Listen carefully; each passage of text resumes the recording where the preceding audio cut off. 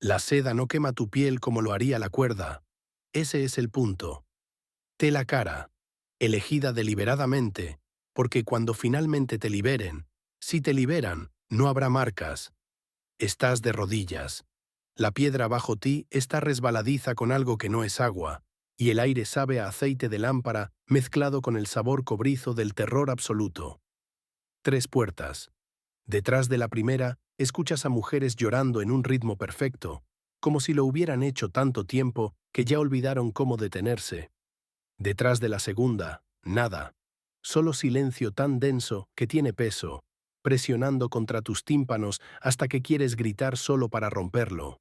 Detrás de la tercera, risas, copas de vino chocando, hombres discutiendo poesía en árabe que apenas entiendes, sus voces casuales, casi aburridas. Tu nombre es Elena. Tienes 23 años. Hace 90 días viste a tu padre morir aferrado a un pedazo de papel en el que creía que salvaría tu vida. No salvó la suya. Ahora un hombre con túnicas tan blancas que parecen brillar camina junto a las mujeres arrodilladas a tu lado, haciendo preguntas en idiomas que reconoces y en idiomas que no. Su voz nunca cambia de tono. No está eligiendo personas. Está clasificando inventario. Una de esas puertas conduce a un futuro donde quizás sobrevivas la próxima década. Una garantiza que desearás no haberlo hecho. ¿Y la peor? No es la que tiene los gritos. 12 años después, Elena estará ante un sultán y pronunciará palabras que deberían hacer que le cortaran la garganta. En cambio, esas palabras la liberarán. Pero entre ahora y entonces yace una transformación tan sistemática, tan precisamente diseñada, que cuando esté completa, no recordará quién solía ser. 6 horas antes de las puertas, el padre de Elena cometió el error de creer en el papel. Era un comerciante, del tipo que entendía que sobrevivir en Acre, una de las últimas ciudades cruzadas aferradas a la costa mediterránea, significaba hacer negocios con ambos lados.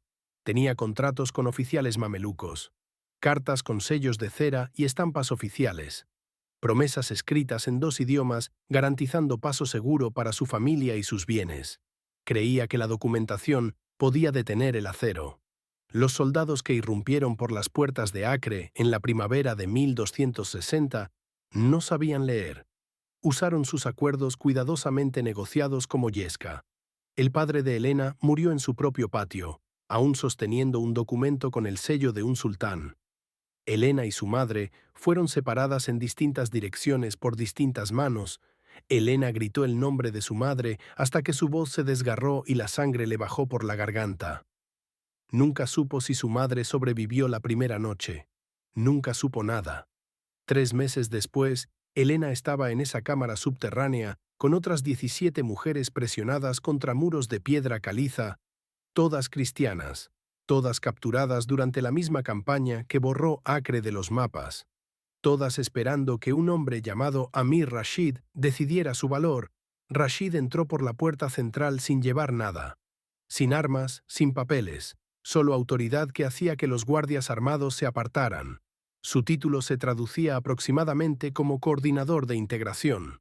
Integración. Esa palabra aparece en los registros con perturbadora frecuencia. Suena casi compasiva, como ayudar a refugiados a adaptarse a nuevas circunstancias. Esto es lo que realmente significaba. Los mamelucos habían aprendido algo durante su propia esclavitud que la mayoría de los conquistadores jamás comprendieron. Los seres humanos son programables. Con la combinación correcta de tiempo, aislamiento y control ambiental, puedes borrar sistemáticamente una identidad e instalar otra en su lugar. Lo sabían íntimamente porque se lo habían hecho a ellos.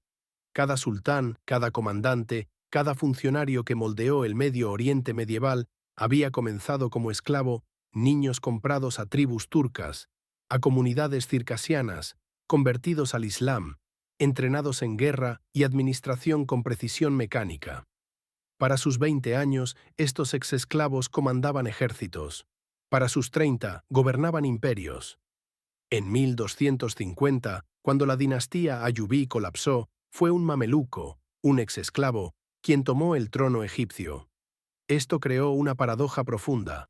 Toda la clase gobernante consistía en hombres que habían sido transformados sistemáticamente mediante la esclavitud. Ellos no veían esto como tragedia. Lo veían como metodología comprobada. Si los niños podían convertirse en guerreros, las poblaciones capturadas podían convertirse en lo que el Estado requiriera: soldados, sirvientes, administradores y mujeres que pudieran desempeñar funciones que las mujeres libres de estatus equivalente no harían. Así que construyeron infraestructura, 7 instalaciones principales de procesamiento solo en Damasco, procedimientos estandarizados, exámenes médicos dentro de las primeras 24 horas, clasificación basada en edad, origen, condición física, capacidad evaluada, cada individuo rastreado a través del sistema, tasas de mortalidad calculadas, productividad medida. Los mamelucos abordaban la adquisición humana del mismo modo que abordaban la logística militar. Rashid era un administrador dentro de este aparato. Lo que hizo después determinaría todo sobre la vida de Helena durante 12 años. Pasó junto a Helena sin mirarla, deteniéndose ante una chica más joven, quizás 16 años. Rasgos armenios, ojos abiertos de terror, le habló en árabe. Ella no entendió. Repitió en armenio. Su rostro perdió todo color. Sacudió la cabeza violentamente. Él asintió a un guardia. La chica fue llevada hacia la puerta izquierda. La puerta 1 se abrió. A través de ella, Helena vislumbró la luz del sol. Un patio. Docenas de mujeres sentadas en filas mientras hombres con túnicas oficiales las examinaban con la eficiencia practicada de mercaderes de ganado evaluando animales de cría. La puerta se cerró. Rashid continuó por la línea. La edad importaba, el origen importaba, la condición física importaba más. Pero había algo más que evaluaba, algo más difícil de definir. Hacía a cada mujer una pregunta en su idioma natal. La pregunta variaba. La prueba subyacente permanecía constante. Medía la capacidad de transformación. Antes de que abramos esa primera puerta, entiende algo. Si crees que estas mujeres merecen ser recordadas, no sanitizadas, no romantizadas, sino recordadas exactamente como existieron, necesito que hagas algo. Comenta a Helena si esta historia te está llegando. Necesito saber que estas palabras no están desapareciendo en silencio. La puerta 1 abrió de nuevo y otra vez. Las mujeres desaparecieron a través de ella una por una. Helena observaba, tratando de entender el patrón en las selecciones de Rashid. Luego él se detuvo frente a ella. Sus ojos no eran ni amables ni crueles. Solo calculadores. Hizo su pregunta en francés franco. Su acento era impecable. Este detalle importa. Los mamelucos no solo conquistaban, estudiaban, aprendían los idiomas de sus enemigos, entendían las estructuras sociales cristianas lo suficientemente bien como para explotarlas. ¿Puedes leer? Helena dudó. En ese momento, tomó una decisión que lo determinaría todo. Podía mentir, fingir ignorancia, esperar que la analfabetización la hiciera menos valiosa. Pero algo en los ojos de Rashid sugería que ya sabía la respuesta. Su padre había sido comerciante. Los comerciantes enseñaban a sus hijos a leer. Mentir solo demostraría que carecía de juicio. Sí, francés y latín. Algo de árabe. La expresión de Rashid no cambió, pero algo en su postura sí. Un guardia trajo una tablilla de madera cubierta de cera. Alguien había escrito una frase en escritura árabe. Poesía clásica. Lee esto. Helena lo leyó en voz alta. Su pronunciación era incierta, pero comprensible. Rashid hizo una marca en el pergamino que llevaba. Luego pasó a la siguiente mujer sin otra palabra. Helena aún no lo sabía, pero acababa de ser seleccionada para la puerta 3. No el patio y la eventual distribución a hogares militares como labor doméstica básica. No la venta inmediata en los mercados de esclavos de Damasco. La puerta 3 conducía a un lugar que requería mujeres con educación, habilidad lingüística, capacidades que las hacían aptas para lo que los registros llamaban colocación en hogares administrativos.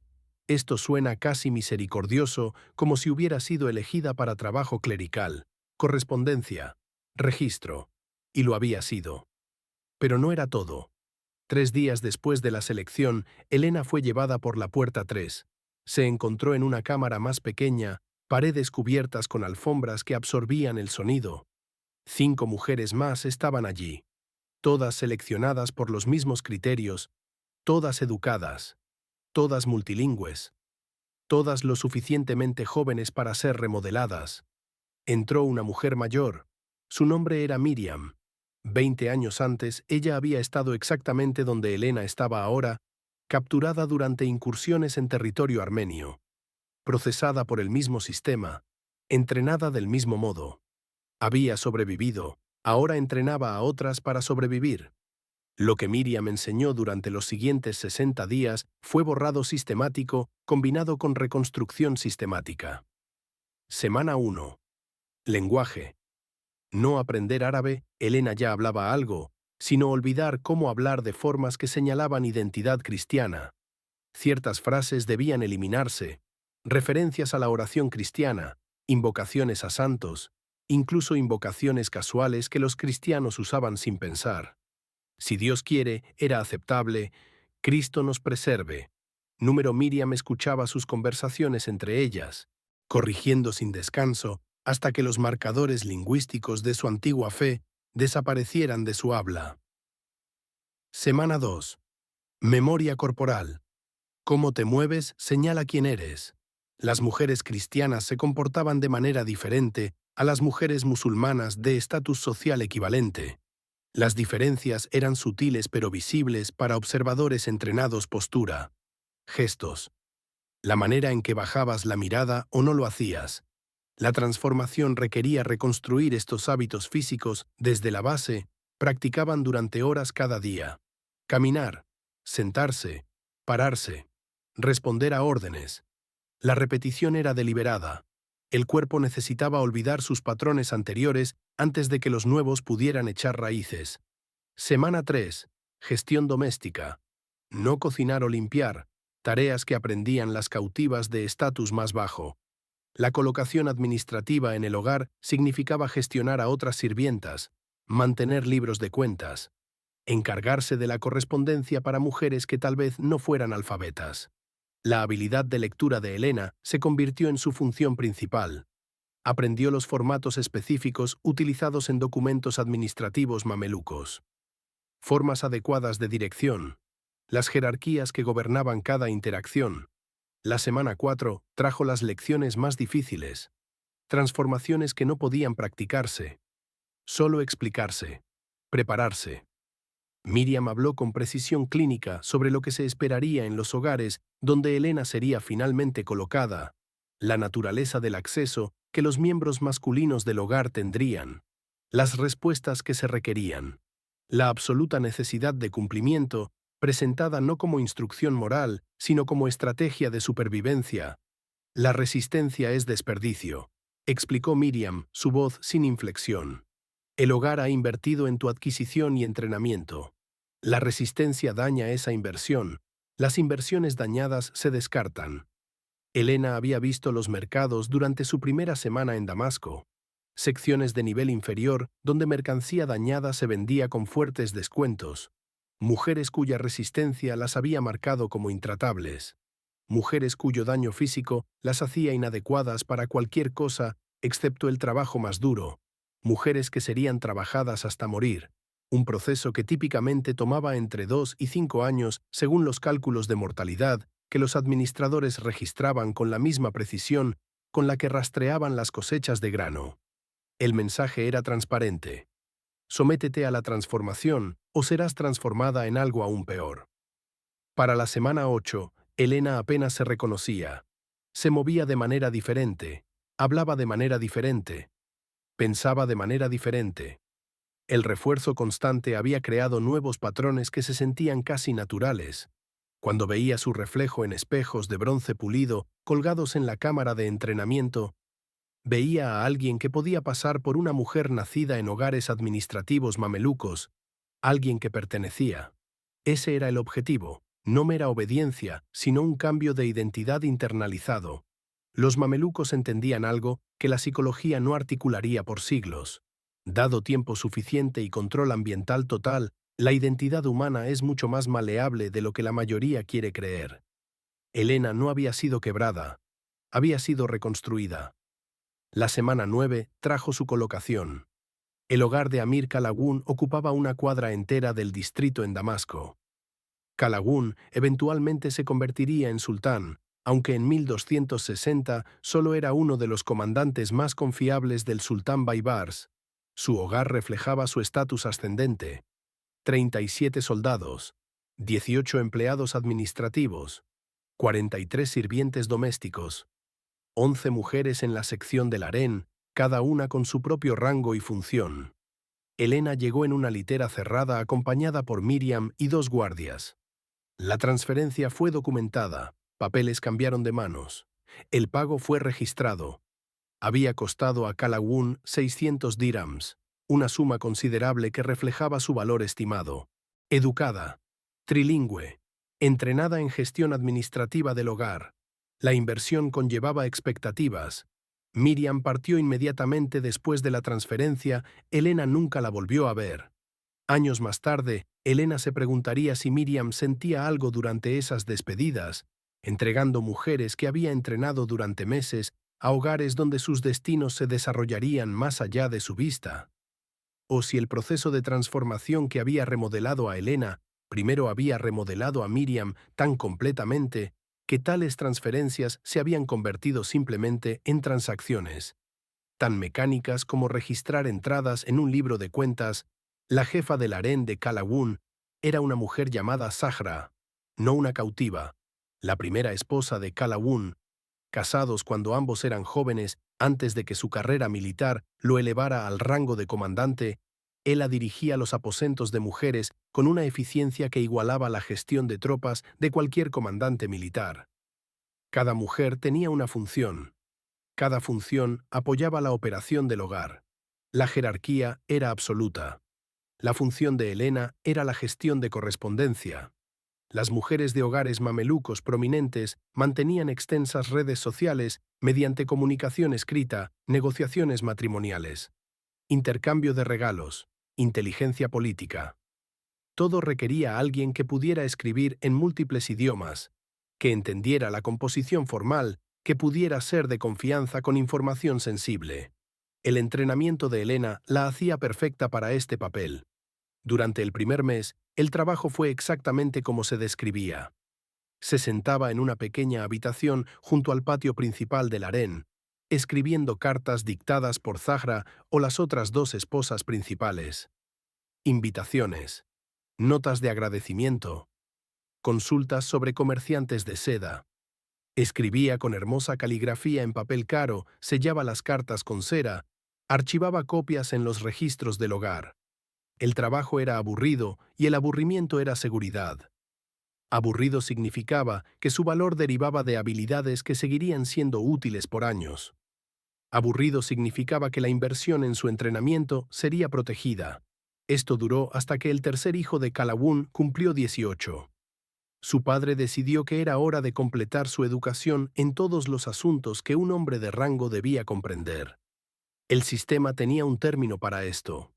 Se esperaba que los jóvenes de hogares militares aprendieran gobierno, guerra y lo que se llamaba gestión del hogar. La gestión del hogar incluía conocimiento íntimo que no podía adquirirse de esposas de estatus equivalente. La solución era sistemática: esposas jóvenes, sirvientas designadas específicamente, mujeres como Elena. La práctica era lo suficientemente común como para no generar escándalo. Simplemente así funcionaban las cosas en los hogares que podían permitirse múltiples mujeres. Elena supo que había sido seleccionada para esta función un jueves por la tarde, cuando Zara la convocó al patio después de la oración final. Zara explicó con la misma precisión clínica que había usado Miriam. Esto era un honor.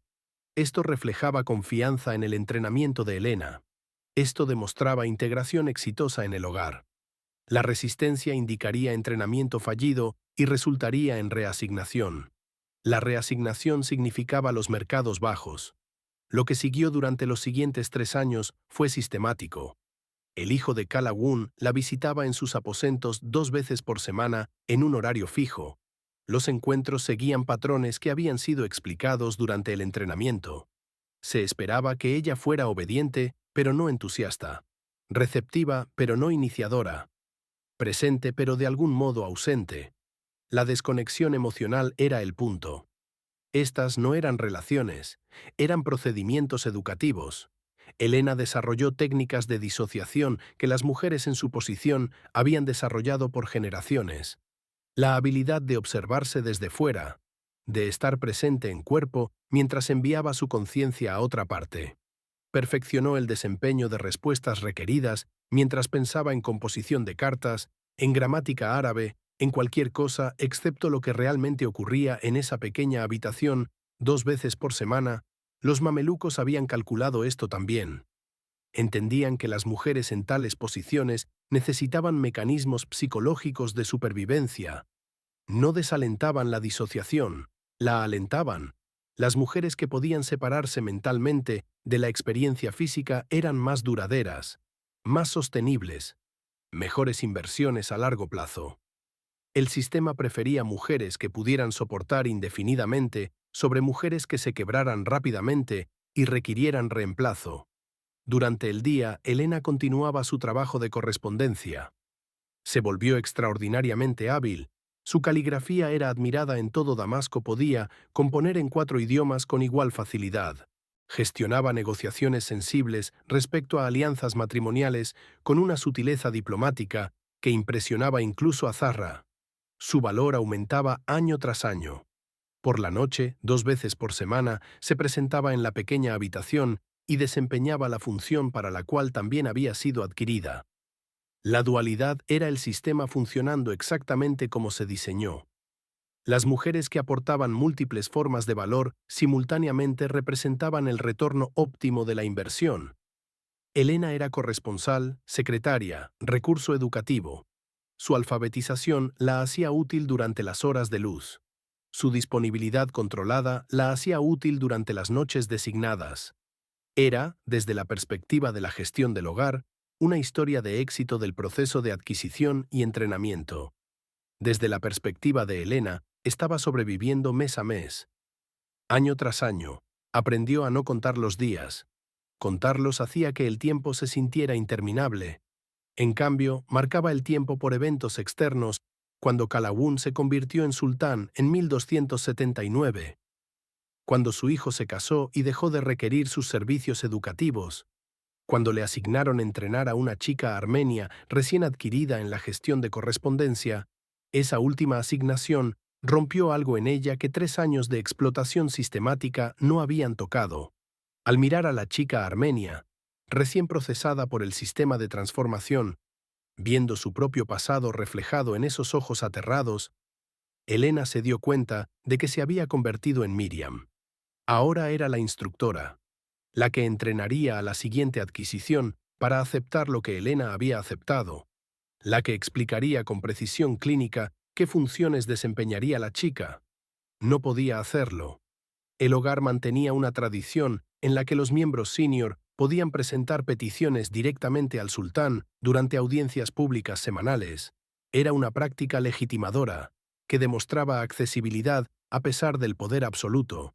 La mayoría de las peticiones eran mundanas. Disputas de impuestos, reclamos de herencia, desacuerdos comerciales, eran escuchadas, decididas, registradas. Elena asistía a estas audiencias como parte de sus deberes administrativos.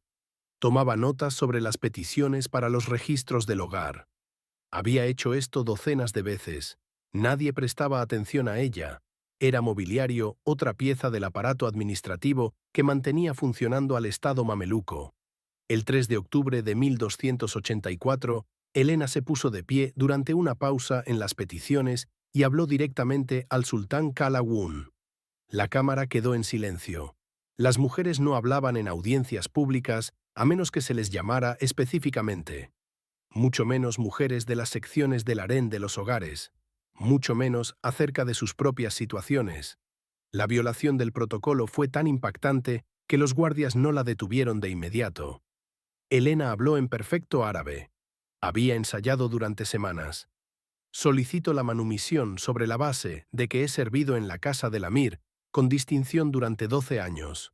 He proporcionado servicios valiosos, incluyendo capacitación del personal. He realizado todas las funciones requeridas sin resistencia ni queja. Solicito la transferencia al estatus de sierva liberada con empleo continuo en la oficina de correspondencia. La petición era jurídicamente sólida. La ley islámica sobre la esclavitud incluía disposiciones para la manumisión después de un largo servicio, particularmente para las personas esclavizadas que habían demostrado una utilidad y cumplimiento excepcionales. Elena había investigado extensamente, había encontrado precedentes, había documentado su propio valor mediante los registros de correspondencia que mantenía. También había hecho algo sin precedentes. Las mujeres esclavizadas no solicitaban su propia libertad. Ciertamente no lo hacían en una audiencia pública donde rechazarlo requeriría que Calhoun explicara públicamente por qué una mujer que afirmaba 12 años de servicio fiel no merecía consideración. El cálculo fue deliberado. El escenario táctico. El marco legal sólido. Elena había aplicado todo lo que había aprendido sobre la administración mameluca, sobre la jurisprudencia islámica, sobre la jerarquía doméstica, para construir una petición difícil de rechazar sin parecer injusto. Calhoun la miró fijamente durante un largo momento. Su rostro no reveló nada. Luego se volvió hacia su cadi principal, el juez islámico que aconsejaba sobre asuntos legales. ¿Está jurídicamente formulada esta petición? El cadi revisó los precedentes que Elena había citado. Los comparó con sus propios registros. Finalmente asintió. La petición es sólida. La manumisión tras un servicio fiel está prescrita. La peticionaria ha documentado su servicio. El hogar se ha beneficiado de su trabajo. Los requisitos legales están satisfechos. Calhoun podría haberla rechazado de todos modos. La autoridad sultánica superaba las formalidades legales cuando era necesario. Pero rechazarlo tenía implicaciones, sugeriría que el servicio fiel no significaba nada, que los marcos legales que afirmaba defender eran formalidades vacías, que el Estado mameluco, construido sobre la transformación sistemática y el ascenso ganado, en realidad no recompensaba el mérito. Concedió la petición. Elena fue liberada esa tarde. Documentación preparada. Sello oficial aplicado. Fue transferida a empleo remunerado en la oficina de correspondencia con 12 dirhams mensuales, asignada a una pequeña habitación en el ala administrativa. Ya no era propiedad de nadie. Pero el costo fue todo lo demás. Nunca podría regresar a Acre. Los territorios francos habían desaparecido, conquistados. Su familia estaba muerta o dispersa. No tenía comunidad, excepto el sistema mameluco en el que había estado integrada durante más de una década. No tenía identidad excepto la que se había construido durante esos 60 días de entrenamiento. Era libre en un sentido técnico. Pero la libertad solo significaba que no podía ser vendida. Seguía viviendo en la misma casa. Seguía realizando el mismo trabajo. Seguía existiendo completamente dentro de la estructura que la había adquirido y transformado. Pero ella había elegido. Eso importaba. La petición había sido su decisión. Las palabras, su composición. El resultado provenía de su acción. Después de 12 años de tener cada momento dictado, cada función asignada, cada respuesta requerida, había ejercido agencia. La victoria fue microscópica, pero real. La niña armenia a la que se había negado a entrenar fue transferida a otro hogar donde alguien más completó el proceso que Elena había iniciado. Esto la atormentó más que cualquier cosa que le hubieran hecho a ella. La niña había sido reasignada porque Elena no realizó las funciones de instrucción. La reasignación condujo a circunstancias mejores o peores. Elena nunca lo sabría. El no saber era su propio castigo. Un recordatorio de que incluso su rebelión tenía consecuencias que no podía controlar, pero había tomado una decisión. Elena de Acre murió en Damasco en 1315. Tenía 63 años. Nunca regresó a Acre. Nunca encontró a su familia. Nunca escapó de la identidad construida durante esos 60 días de entrenamiento. Pero enseñó a leer y escribir a mujeres jóvenes. Transmitió habilidades que de otro modo se habrían perdido. Vivió con medios mínimos y dignidad máxima. Su historia no es pura tragedia ni simple supervivencia. Fue destruida en muchos sentidos por lo que el sistema le hizo. También fue moldeada por él en alguien capaz de navegar ese sistema y finalmente escapar de su control absoluto. Ambas cosas son verdaderas simultáneamente. Su nombre sobrevivió en una sola línea en un libro de contabilidad doméstico. Un registro de su manumisión en 1284. Ese libro se conservó por accidente, almacenado en un archivo olvidado, redescubierto por un investigador en 1953. La mayoría de las mujeres que pasaron por ese centro de procesamiento de Damasco no dejaron ningún registro. Sus nombres nunca fueron escritos, sus historias nunca contadas. Pero la de Elena sí. Los sistemas más crueles no los construyen monstruos. Los construyen personas ordinarias dispuestas a desempeñar funciones asignadas sin enfrentar el horror acumulado que su participación posibilita. Esa capacidad no terminó con el sultanato mameluco. Sigue siendo parte de lo que las sociedades humanas pueden hacer cuando combinan competencia organizacional con permiso moral y estructura institucional. Si la historia de Elena te conmovió, tengo una pregunta. Si hubieras estado en su posición en esa sala de audiencia, con 12 años de explotación sistemática detrás de ti, sabiendo que hablar podía significar la muerte, ¿te habrías quedado en silencio o habrías hablado? Dime honestamente en los comentarios. Necesito saber si el valor como el suyo todavía existe.